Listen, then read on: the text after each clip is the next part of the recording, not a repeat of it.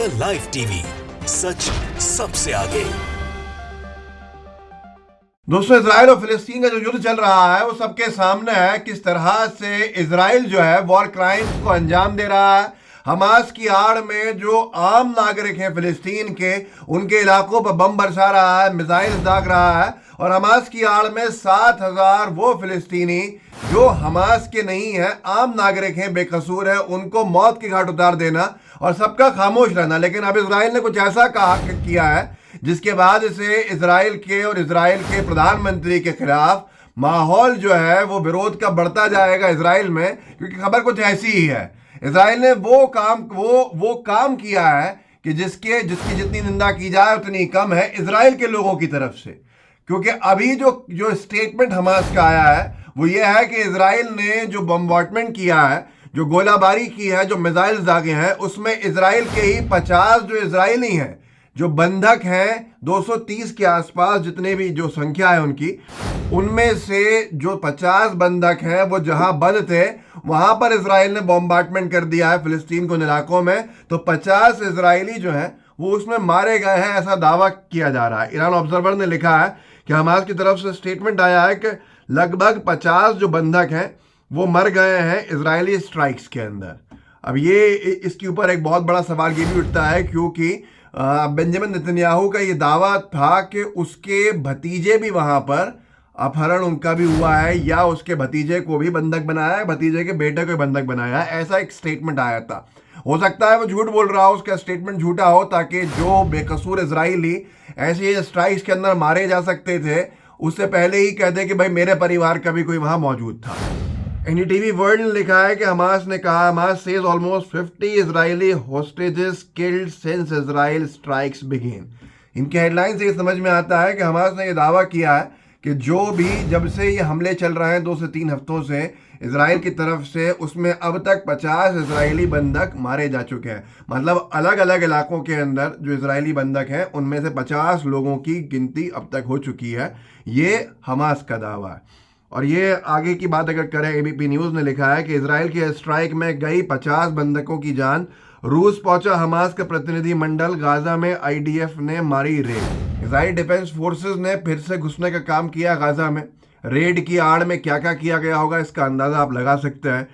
ABP ने ये report किया है कि इजराइल फिलिस्तीन का, और फिलिस्तीन में बल्कि हमास का एक प्रतिनिधि मंडल, एक डेलीगेशन जो है वो रूस पहुंचा है। तो क्या ये दुनिया के एक बड़े हिस्से की लड़ाई बनती जा रही है? दो बड़े पक्ष बनते जा रहे हैं इस पूरी लड़ाई में, क्योंकि रूस जिसका रवैया आपके सामने है, और ईरान भी जिस तरह से बार बार वोकल है इस पूरे मसले में, और हिजबुल्लाह की तरफ से हमलों का होना, ये साफ बताता है कि ये जंग जो है शायद पिछले कई सालों में इतनी बड़ी जंग का रूप नहीं ले पाई थी जो इस बार ली है। मैं आपको दिखा देता हूं जो एबीपी न्यूज़ ने जो नीचे लिखा है कि हमास ने 7 अक्टूबर की सुबह दक्षिणी इजराइल पर अचानक हमला किया था, जिसके बाद से दोनों पक्षों के बीच जंग जारी है और दिन ब दिन ये भयानक रूप लेती जा रही है। इजरायली हमलों में 50 बंधक मारे गए हैं, ऐसा हमास का दावा है। और ये एबीपी ने जो लिखा है वो ये लिखा है कि अल जजीरा के मुताबिक हमास की सैन्य शाखा कासिम ब्रिगेड ने अपने टेलीग्राम चैनल पर एक बयान में कहा है कि उसका अनुमान है कि इजरायली हमलों के चलते करीब 50 बंधक मारे गए हैं। दिन में इजरायली सेना ने दावा किया था कि हमास ने गाजा पट्टी में कम से कम 224 लोगों को बंधक बना रखा है। इजराइल इससे पहले से दावा करता आ रहा है कि उसके जो नागरिक हैं वो हमास के पास 224 के आसपास हैं, और 224 लोगों को, इजराइल के लोगों को हमास ने बंधक बनाया है।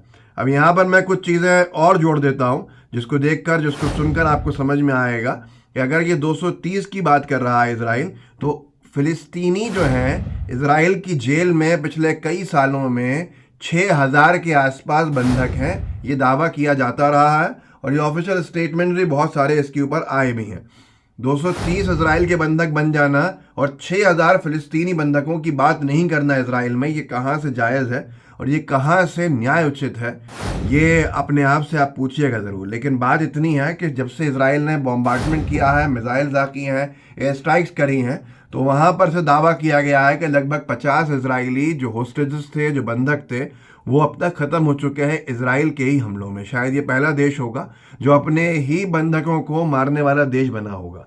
हमास के प्रतिनिधि मंडल ने मॉस्को का दौरा किया है, रशिया पहुंचे हैं, जिसके बाद से बहुत कुछ चर्चाएं गर्म हो रही हैं कि क्या ईरान और रशिया कुछ और तैयारी कर रहा है, क्योंकि यूएस ने भी बहुत वोकल होकर धमकाने का काम किया था कि अगर आप कुछ करते हैं तो हम भी पीछे नहीं हटेंगे। तो इस पूरे के पूरे जो मामला है, इसमें दो हिस्सों के अंदर दुनिया का बंटना, साथ में रूस और ईरान का यूएस के खिलाफ स्टैंड रखते हुए फिलिस्तीन के समर्थन में आना, हिजबुल्लाह का वहाँ से हमला करना जो लेबनान की बॉर्डर है, ये युद्ध बहुत अलग तरह का है।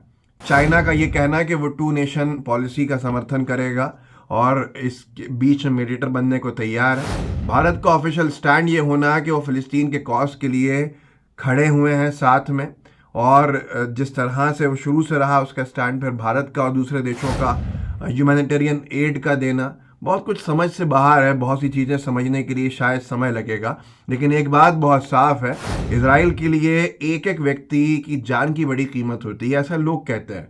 ऐसा लोग कहते हैं कि जो इजरायली हैं वो अपने एक एक आदमी के लिए बहुत ज़्यादा चिंतित रहते हैं, क्योंकि वो मौत से डरने वाले लोग हैं, ऐसा कहा जाता है। फिलिस्तीन की तरफ से कहा जाता है कि ये मौत से नहीं डरते हैं और शहीद होना ही बहुत बड़ा काम समझते हैं। तो ऐसे में इजराइल के 50 लोगों का, 50 बंधकों का जो पहले से बंधक हैं उनका मर जाना, और वो भी इजराइल के ही तरफ से किए गए हमलों में, ये अपने आप में एक बहुत बड़ा नुकसान इजराइल का बताता है। लेकिन साथ में बेंजामिन नेतन्याहू जो हैं वो कितने विरोध का सामने करने वाले हैं इजराइल के लोगों का, जिनके बच्चे, जिनके परिवार के लोग बंधक थे हमास के पास, उनका मारा जाना और उसके बाद शिनाख्त नहीं होना, क्योंकि जिम्मेदार बहुत से लोग इजराइल में बेंजामिन नेतन्याहू को ही ठहरा रहे हैं इस पूरे के पूरे युद्ध का और युद्ध में नाकामी का।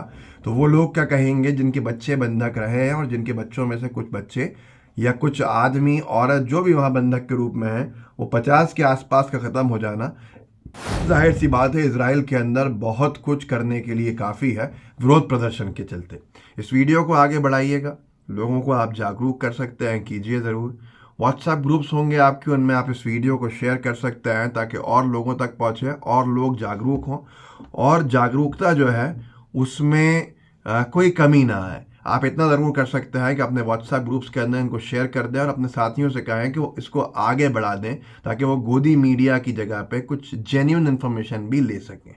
लाइव टीवी को सब्सक्राइब ज़रूर कीजिएगा, बेल आइकन भी दबाइएगा, और जितना आगे पहुंचा सकते हैं अपने साथियों के माध्यम से पहुंचाइएगा ज़रूर। जय हिंद, जय भारत। द लाइव टीवी, सच सबसे आगे।